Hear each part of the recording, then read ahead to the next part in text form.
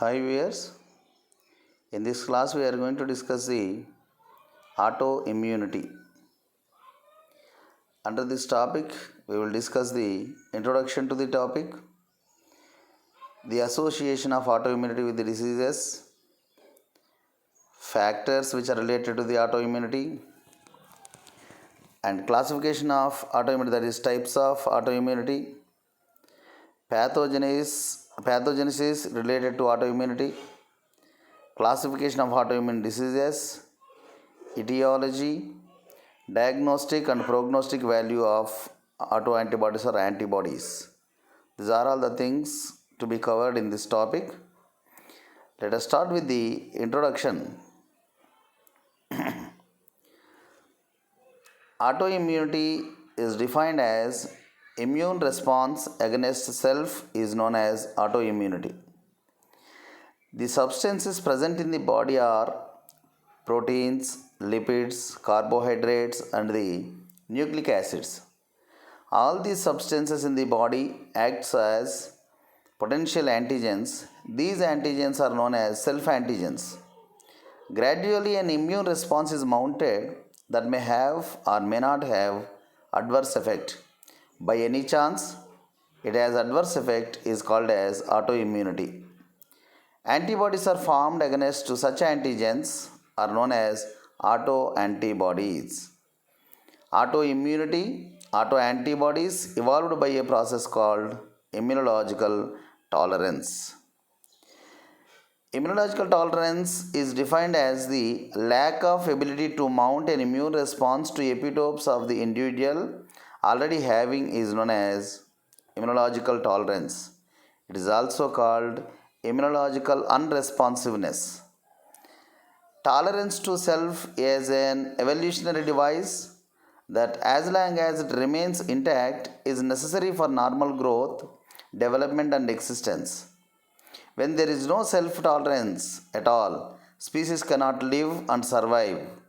When something occurs to destroy the integrity of self tolerance, because there are various exogenous as well as endogenous influences that can cause such an event, an immune response to self or autoimmunity may develop. The consequences of autoimmunity may vary from minimal to catastrophic depending on the extent to which the integrity of self tolerance has been affected. Thus, a distinction should be made between autoimmune response and autoimmune diseases, in which autoimmunity evokes pathological consequences with the possible involvement of the antibody, complement, immune complexes, and the cell mediated immunity. If you observe furthermore, what are the responsible factors which are mounting the autoimmunity in the individuals? A growing number of diseases are suspected of having an autoimmune basis. These diseases are called idiopathic diseases, but the evidence for them may not be straightforward. A recognition of self components may not lead to pathological consequences. This is much more difficult to ascribe the agent or agents responsible for autoimmune diseases. The causative agents are multifactorial, involving both genetic and as well as the environmental factors, environmental influences.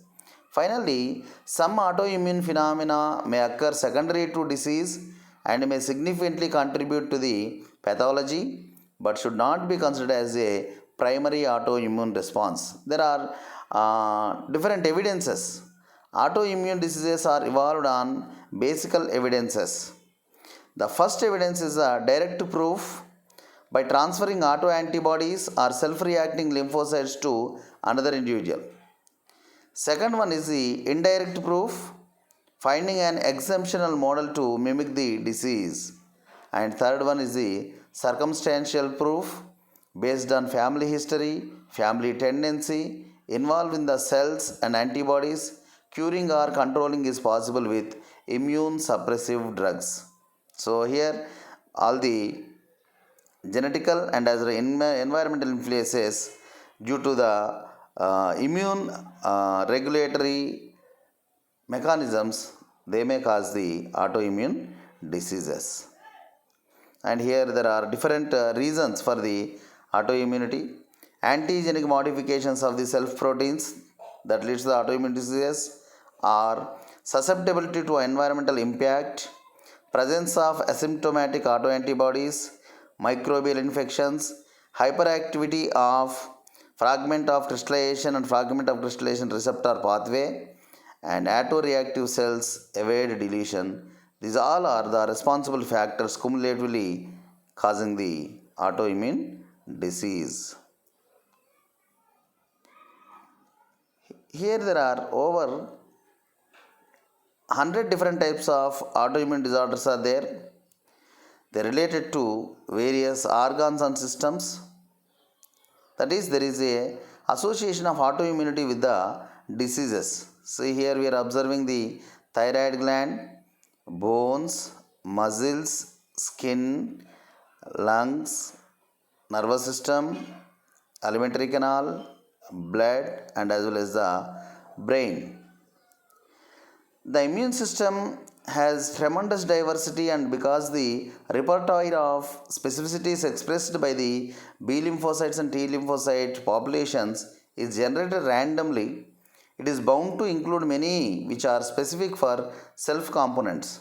Thus, the body must establish self tolerance mechanisms to distinguish between self and non self determinants. So, as to avoid autoreactivity, the self recognition mechanisms are no exemption, and a number of diseases have been identified in which there is autoimmunity due to copious production of autoantibodies and autoreactive T cells. One of the example in which the production of autoantibodies was associated with disease in a given organ, which is Hashimotos Thyroiditis. Among the autoimmune diseases, thyroiditis has been particularly well studied. It is a disease of thyroid gland which is most common in middle-aged women and often leads to the formation of a goiter and hypothyroidism. The gland is infiltrated sometimes to an extraordinary extent with inflammatory lymphoid cells. These are predominantly mononuclear phagocytes, lymphocytes, plasma cells, and secondary lymphoid follicles. They are common. In Hashimoto's disease, the gland often shows regenerating thyroid follicles, but this is not a feature of the thyroid in related condition. Primary myxedema, in which comparable immunological features are seen and where the gland undergoes almost complete destruction and shrinks. And you can also see the serum of patients with the rheumatoid arthritis. Rheumatoid arthritis, and as well as you can also see the serum of the patients with diseases such as the systemic lupus erythematosus. Systemic lupus erythematosus, SLE, commonly known as, reacts with many of the tissues in the blood. In systemic lupus erythematosus, one of the dominant antibodies is directed against the cell nucleus.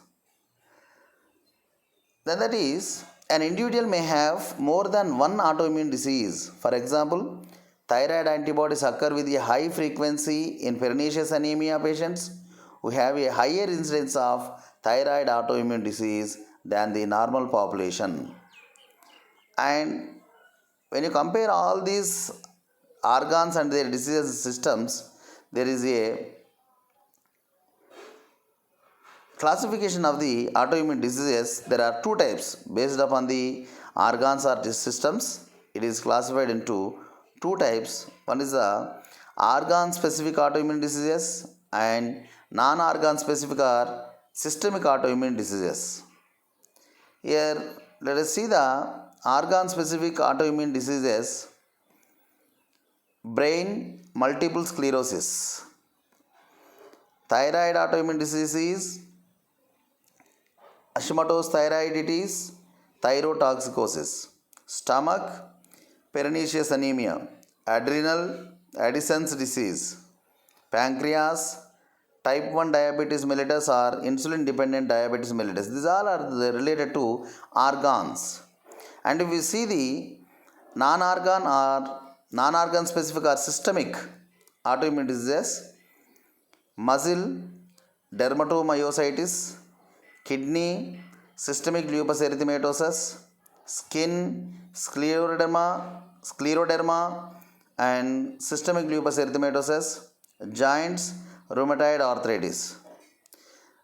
We have to note that although non-organ specific diseases characteristically produce symptoms in the skin, joints, kidney and muscle as well as individual organs more markedly affected by particular diseases. For example, the kidney in the case of SLE and the joints in the case of rheumatoid arthritis. We should note that.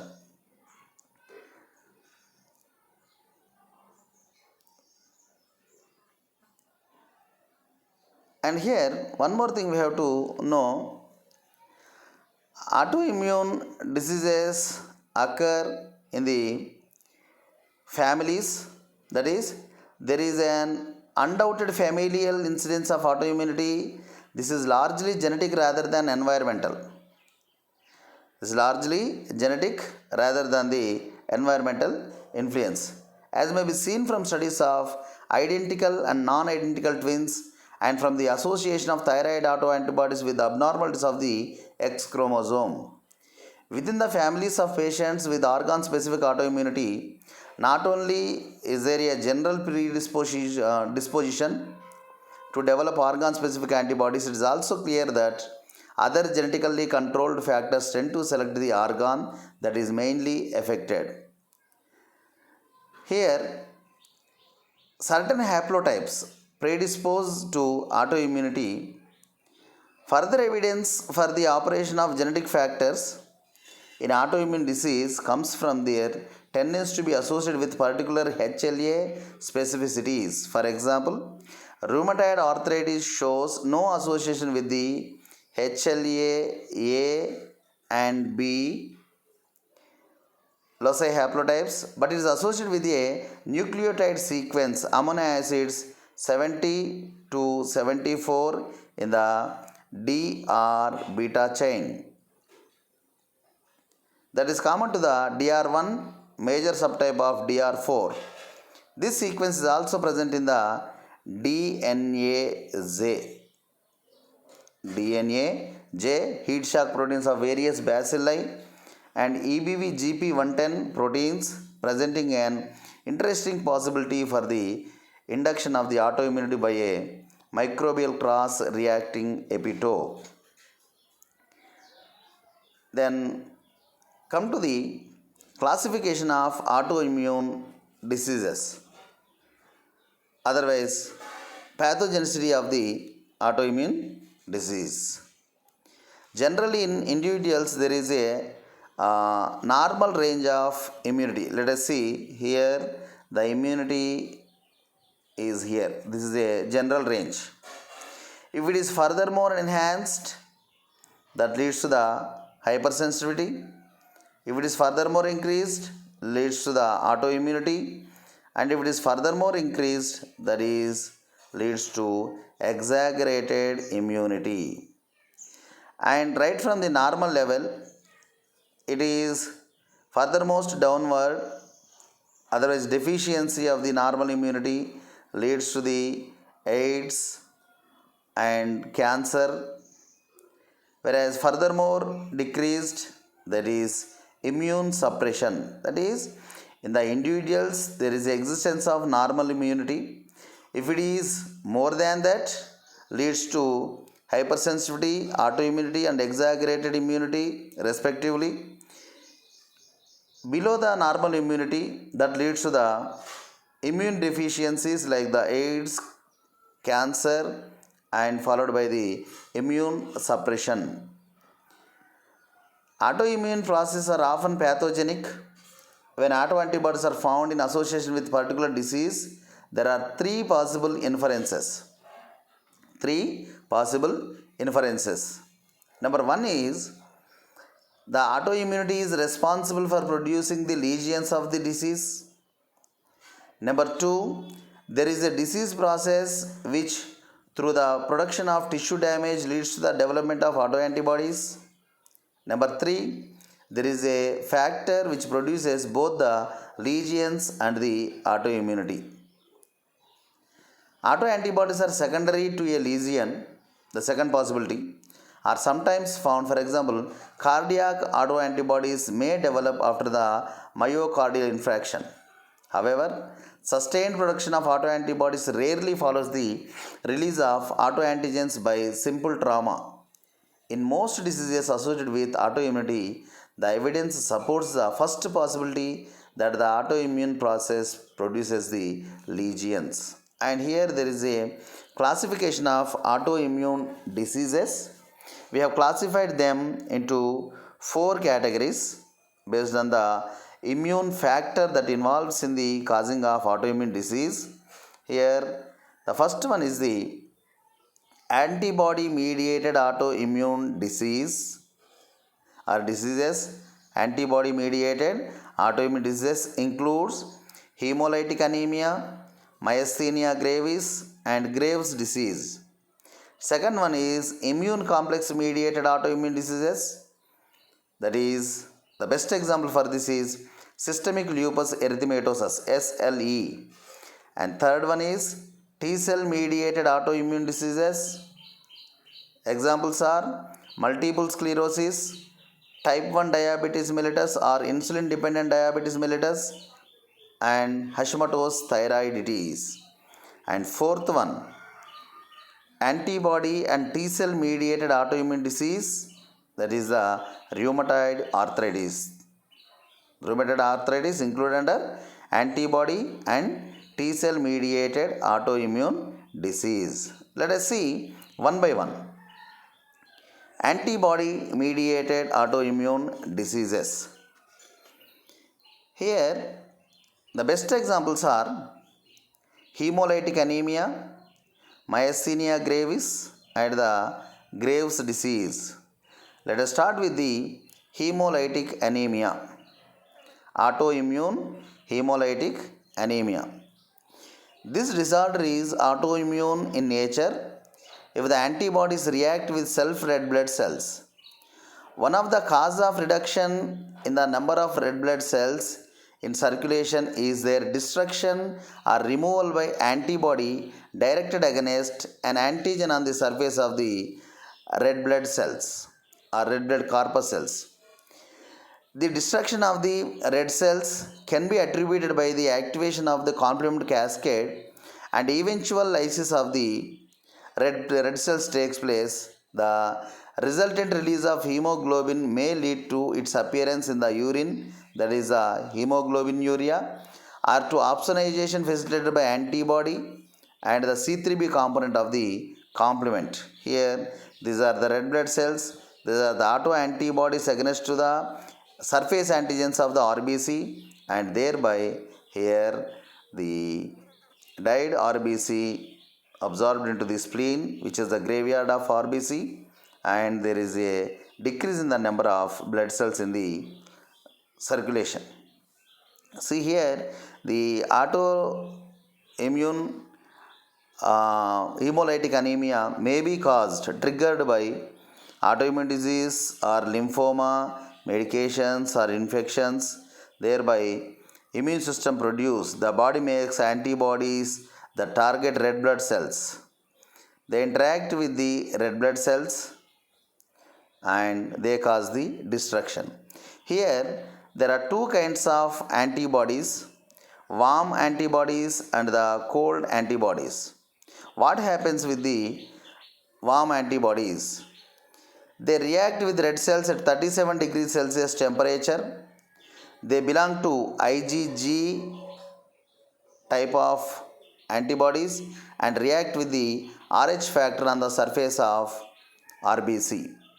Destruction done by activation of complement cascade or induction of immune adherence or phagocytosis. And what happens with the cold agglutinin or cold antibodies? The cold agglutinins, they attach to RBC when temperature is below 37 degrees Celsius. 37 degrees Celsius. They belong to IgM type of antibodies and they react with I or I antigens in the glycophorin. Destruction takes place by activation of complement cascade. Cold agglutinins may appear after the infection of the mycoplasma, pneumoniae, or viruses. This is the autoimmune hemolytic anemia. See here, the disease characterized by the production of antibody against the own blood cells. So before the maturation of the blood cell, they may get die. In 1 lakh people, 3% may get affected. Affects twice as many women as men. Risk factors are systemic lupus, rheumatoid arthritis, Crohn's disease, and ulcerative colitis. Symptoms are fatigue, pallor, breathing difficulty, dark urine, chills, and backache. Diagnosed by blood investigation, treated by steroids, immunosuppression, and blood transfusion. Complications are autoimmune disorders, weakness, and spleen enlargement, splenomegaly. Prognosis is worse in adults. Then coming to the second example is the myasthenia gravis. This is another autoimmune disease in which antibodies to a well-defined target antigen are implicated. The targets are the acetylcholine receptors at neuromuscular junction. The name myasthenia gravis, which is a Latin and Greek in origin, means grave or serious muscle weakness. Autoimmune disease affecting the neuromuscular junction, not a brain disorder. Brain functions normally, characterized by fluctuating muscle weakness and fatigability. Disease may be generalized or ocular specific. Here, what happens? The target of the myasthenia gravis are the acetylcholine receptors at neuromuscular junction. This is the neuron, this is the muscle, and this is the neuromuscular junction. Upon the surface of the muscle, we see the acetylcholine receptors. Acetylcholine receptors. These acetylcholine receptor, blue colors one. These acetylcholine receptors are the targets of the myasthenia gravis disease. A reaction of the receptors with antibody. Actually, the ACTH receptors has to interact with the acetylcholine, which is produced by the presynaptic neuron into the synaptic cleft, otherwise a neuromuscular junction. But this is the ACH receptor get occupied by the antibodies, auto antibodies. These antibodies block the receptor of the muscle. Then thereby what happens? The nerve impulse normally carried across the junction by acetylcholine molecules. This blockage results in severe muscle weakness, manifested by difficulty in chewing, swallowing, and breathing, and it eventually leads to the death from respiratory failure. Some babies of myasthenia mothers have transient muscle weakness, presumably because these babies received sufficient amounts of the pathogenic IgG by the transplacental passage. So, instead of the acetylcholine, the autoantibodies interact with the ACH receptors on the muscle membrane, then that leads to the blockage of the neural impulse transmission, and thereby there is a lapse in the muscle contraction that shows the muscle weakness and fatigueness, and that leads to the death due to the respiratory failure. See here, these are the images related to that.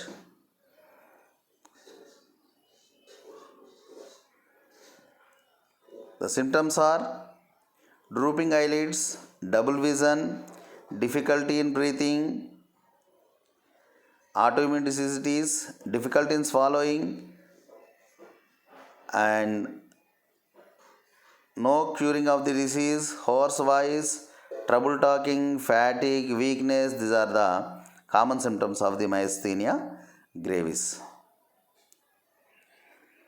Come to the third example of the antibody mediated autoimmune disorders.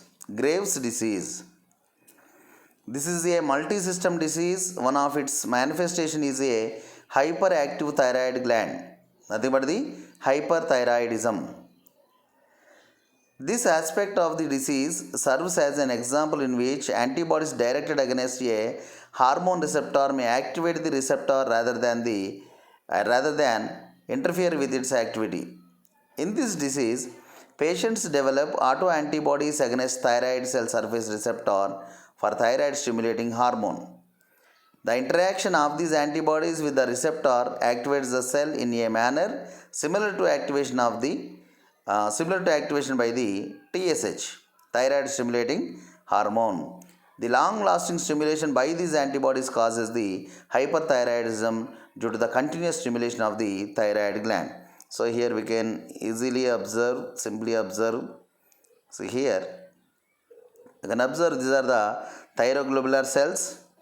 The blue color ones are the receptors for the TSH hormone, and always this receptor get bind to TSH hormone and get stimulated by the TSH hormone.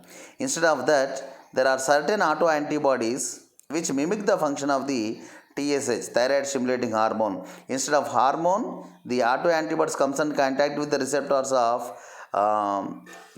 present on the surface of the thyroglobular cells, and they mimic the function of the TSH activity, and thereby due to the continuous stimulation of the thyroglobular cells, they continuously produce the thyroxine hormone. So the overproduction of the thyroxine hormone leads to the hyperthyroidism. See here,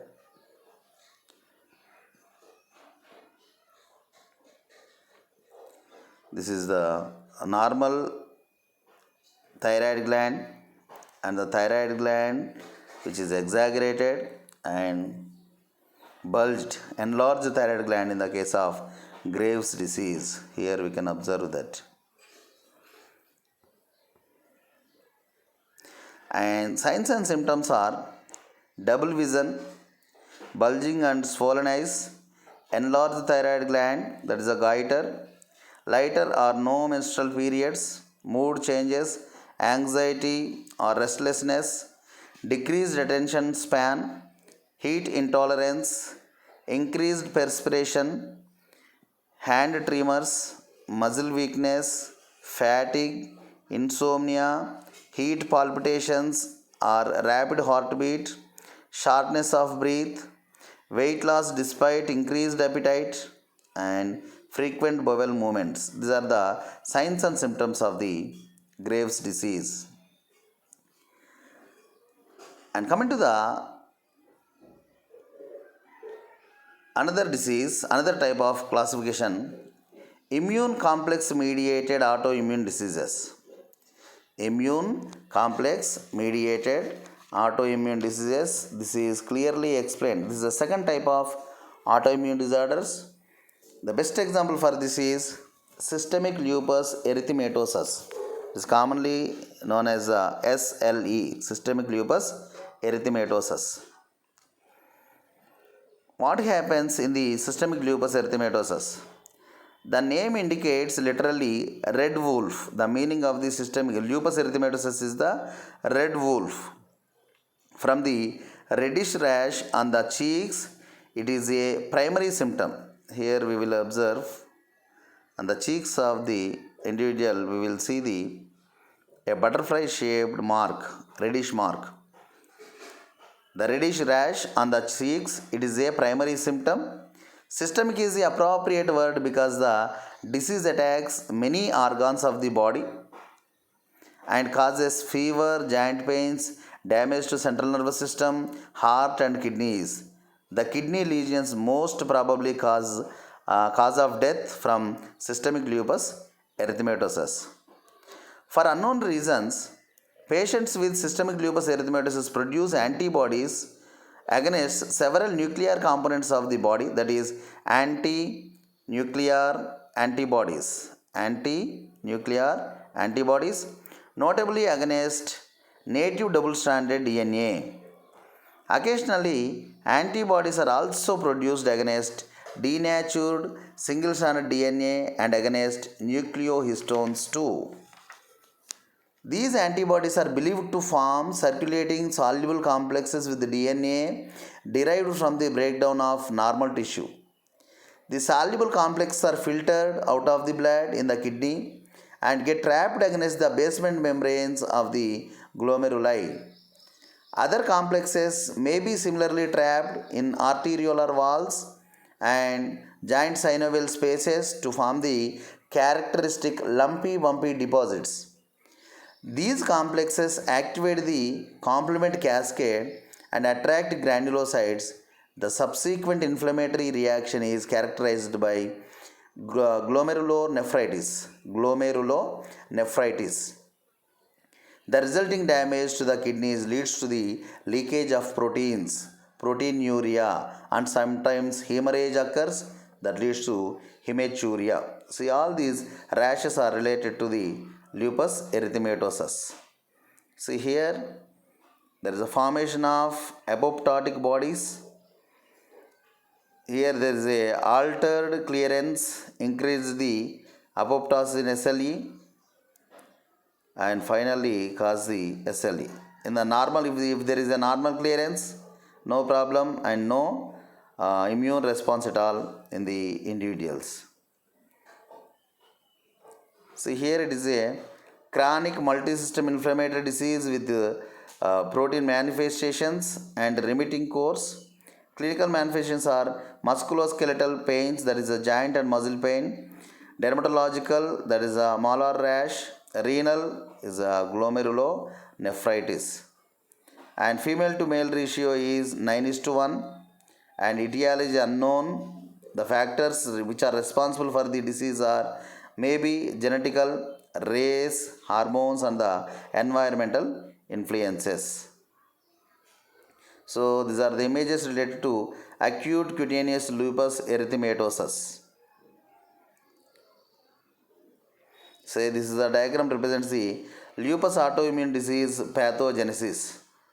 So here there is cellular factors and they produce different kinds of antibodies which are against to different organ receptors, and here the dendritic cells, so macrophages, neutrophils, macrophages, inflammatory components, they may attack on and cause damage on the oral antigens, skin, heart, brain, and the bones and the joints, kidneys, lungs, alimentary canal, and as well as the thyroid gland, respiratory tract, all this. And come to the third one, T cell mediated autoimmune diseases. The diseases include under the third type are multiple sclerosis, type 1 diabetes mellitus, and Hashimotos Thyroiditis. Let us see one by one. Multiple sclerosis. Multiple sclerosis involves demyelinization of the central nervous system tissue leads either to relapsing, remitting, or a chronic progressive paralytic course. It is considered to be a T cell mediated autoimmune disease. The lesions resemble the cellular infiltrates associated with the Th1 cells, reminiscent of delayed type of hyperactivity.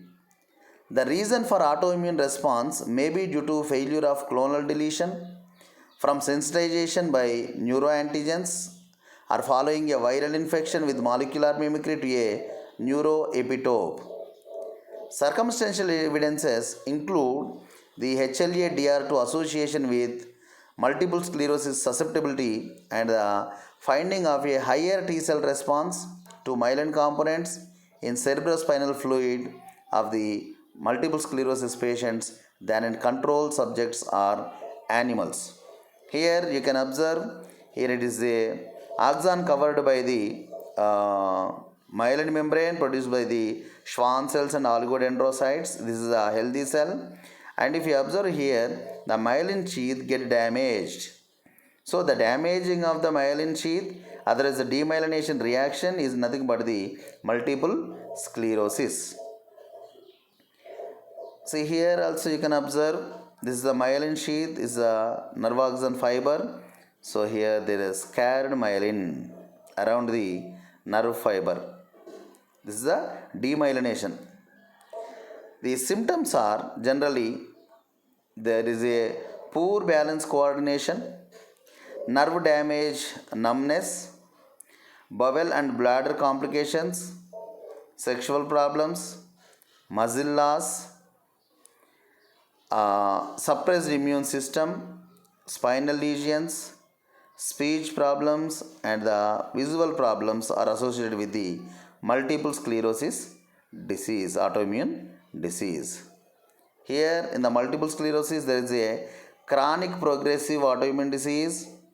Immune system attacks the myelin sheath and nerve fiber in the brain and spinal cord, that is in the central nervous system, may lead to the focal areas of damage, axon injury, axon transection, neurodegeneration, and subsequent scare or plaque formation.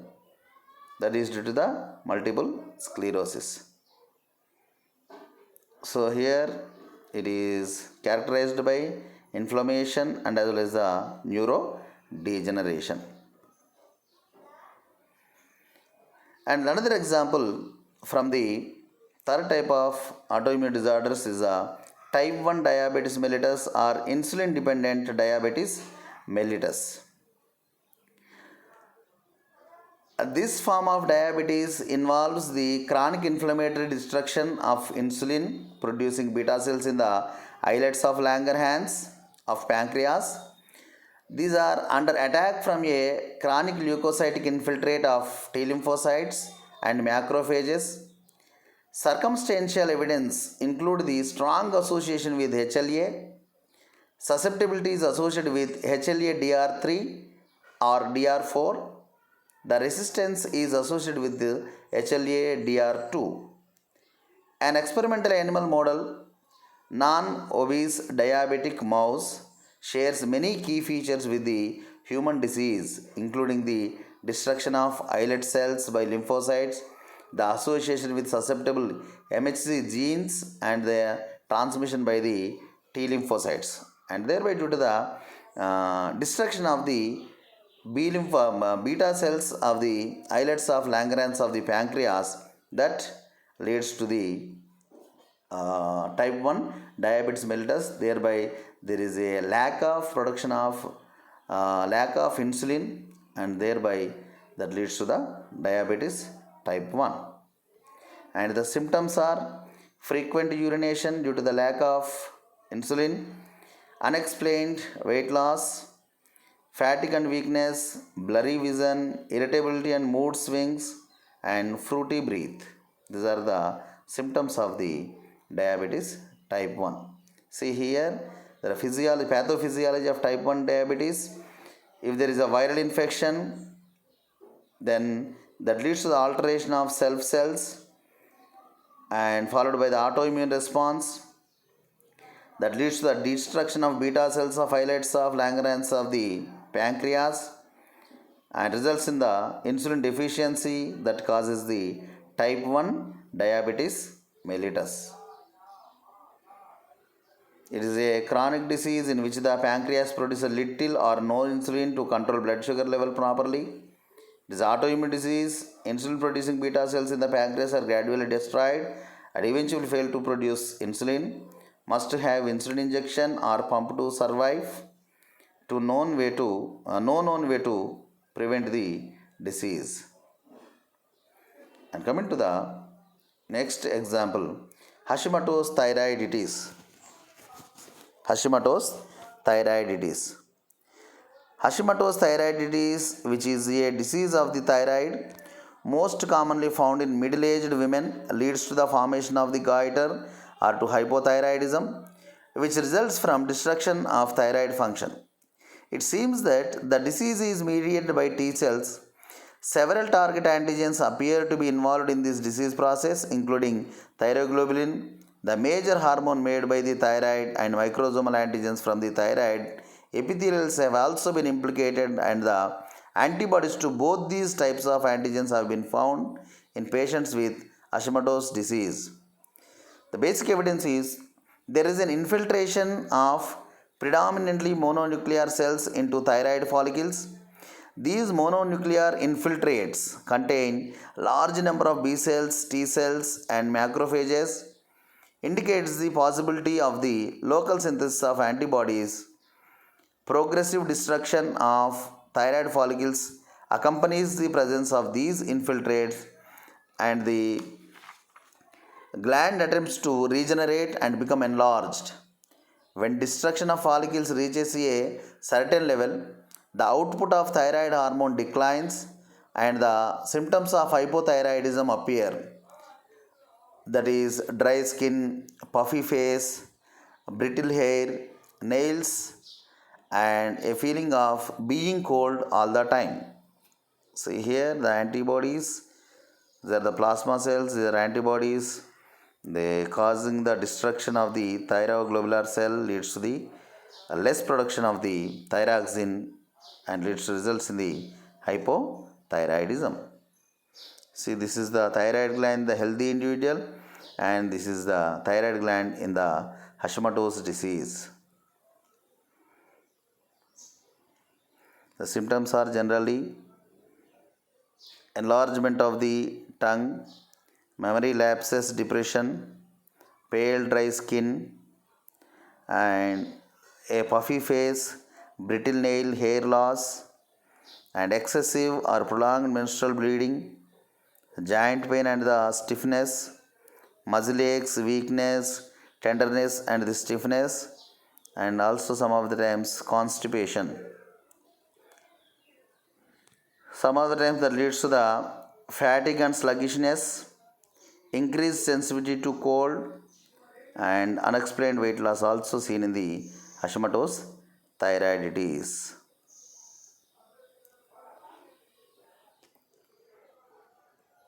Most common cause of the hypothyroidism in the United States.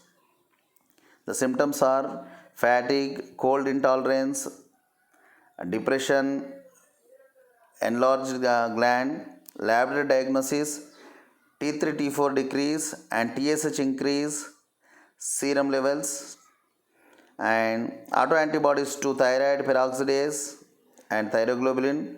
Treatment is the replacement therapy or levothyroxine. And the last kind of autoimmune disease is the antibody and T cell mediated autoimmune disease. It is the best example is the rheumatoid arthritis. What is rheumatoid arthritis? It is an autoimmune disease, that is, immune system incorrectly targets your own tissues and organs.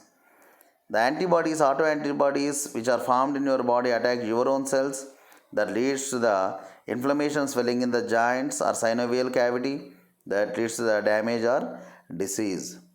Rheumatoid arthritis is characterized by chronically inflamed synovium, densely crowded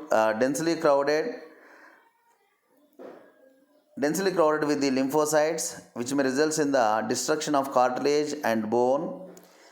The synovial membrane, usually 1 cell thick, becomes intensely cellular and mimics lymphoid tissue containing vessels, dendritic cells and macrophages, T cells, B cells and natural killer cells, clumps of plasma cells and sometimes even secondary follicles. This condition causes the destructive joint erosion. The pathology in its most intense form is probably the consequence of mixture of immunopathological mechanisms, specifically antigen-antibody complexes, complement, polymorphonuclear neutrophils, inflammatory T cells, activated macrophages, and natural killer cells. This angry mix releases a variety of cytokines, enzymes, and mediators that results in the destruction of the cartilage integrity. Exposure of chondrocytes, the cells of the cartilage, to the immune system and perpetuation of the damage. It has been suggested that Inflammatory processes are initiated by abnormally produced antibody, generally IgM, called rheumatoid factor. IgM, which is called rheumatoid factor RF, which is specific for a determinant of the Fc portion of the patient's own IgG molecules. The complexes between rheumatoid factor and IgG are apparently deposited in the synovia of joint spaces, where they activate the complement cascade to release the chemotactic factors that attract granulocytes. The ongoing inflammatory response, accompanied by increased vascular permeability, induces joint swelling and pain as the exudate accumulates. Hydrolytic enzymes released by the neutrophils progressively break down the collagen and the cartilage in the joints, with the eventual destruction of the sliding surfaces needed for the proper function. After repeated bouts of inflammatory insult, with the deposition of fibrin and replacement of the cartilage by fibrous tissue, the joints fuses ankylosis. It is called as ankylosis becomes immobile and the inflammatory process subsides. It is clear that the cellularity of the synovium, however initiated, is responsible for the disease pathology in the rheumatoid arthritis. See here, there is a stepwise increase of the disease. Here there is a healthy joint. It is a synovitis, pannus, fibrous ankylosis and bony ankylosis. Both of them fuse together and becomes immovable. So these are all are the sites of the rheumatoid arthritis on both the sides. Generally the symptoms are joint pain and the tenderness, joint redness and the warmth, leads to the inflammation, and pain in the heels and balls of the feet. So the sites are hand joint, hip, foot joint, knee, and as well as a vertebral column. So here you can observe that 80% of rheumatoid arthritis patients between the age of 35 and 40. The risk factors are heredity, age, lifestyle, and the pollution. Complications like heart attack and stroke. 70% of rheumatoid arthritis patients have wrist and hand problems. 90% of rheumatoid arthritis patients have symptoms in the foot, and women are 3 times more likely to develop the rheumatoid arthritis than men. So there is a certain vaccination to manage disease, to treat the disease. How to manage the rheumatoid arthritis? So regular exercise. If it is needed, go for surgery and take efficient dietary supplements and anti-rheumatic drugs. Stop smoking and stop drinking. And here there are the therapeutic strategies to control the autoimmune diseases. The first one is for many years the major approach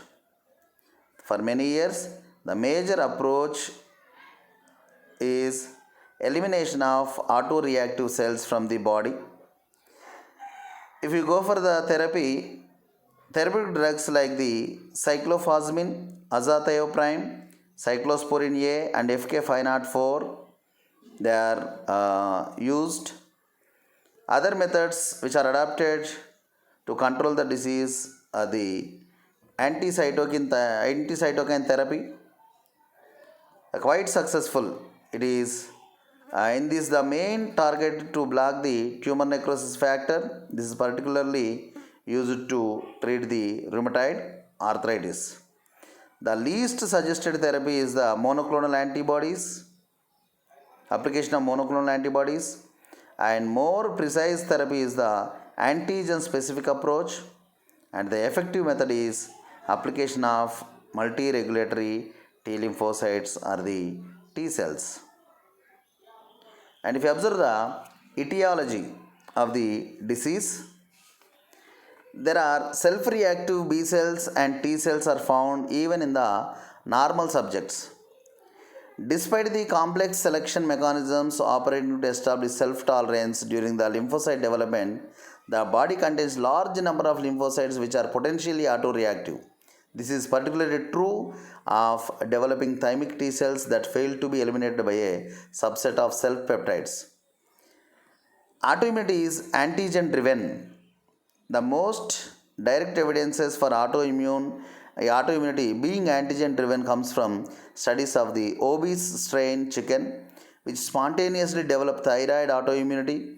If the thyroid gland, that is the source of antigen, is removed at birth, the chicks mature without developing thyroid autoantibodies.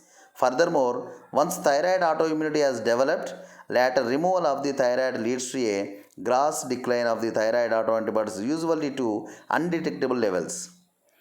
And control on the autoimmunity can be bypassed in many ways. Molecular mimicry by cross-reactive microbial antigens can stimulate autoreactive B and T cells.